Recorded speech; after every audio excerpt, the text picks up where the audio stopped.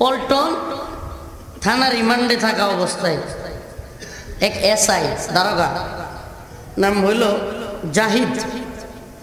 নাম কি? এই জাহিদ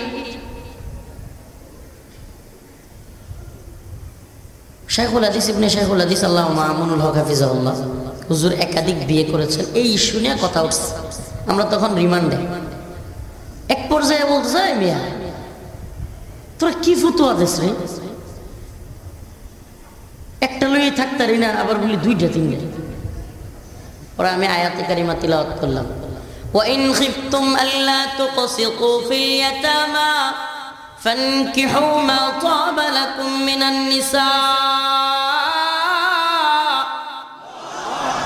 মাসনা ওয়া সুলাসা ওয়া রুবা ফাইন খিফতুম আল্লা তাদিলু ফাওয়াহিদাতান। এটা কার কথা? আমাদের এলাকার আপনার দেপাশাই মাদ্রাসার বড় হুজুরের কথা, শাইখুল হাদিস সাহেব, মুফতি সাহেব, বক্তা সাহেব, পীর সাহেব, কোন ওলিয়া উলিয়া, কোন সাহাবী তাবেঈন, কোন নবী? স্বয়ংকার স্বয়ংকার আল্লাহর কথা।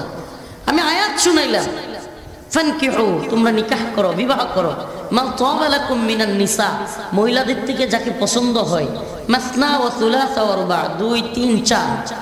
ফাইন খিফতুম, তবে যদি তোমরা ভয় করো, আল্লাহ তাআদিলু, ইনসাফ করতে পারবা না, ফাওয়াহিদাতান, তাইলে কয়টা?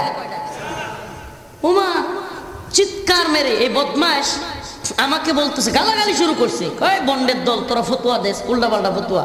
এটা কি আমার ফতোয়া না আল্লাহর ফতোয়া? মুফতি কে?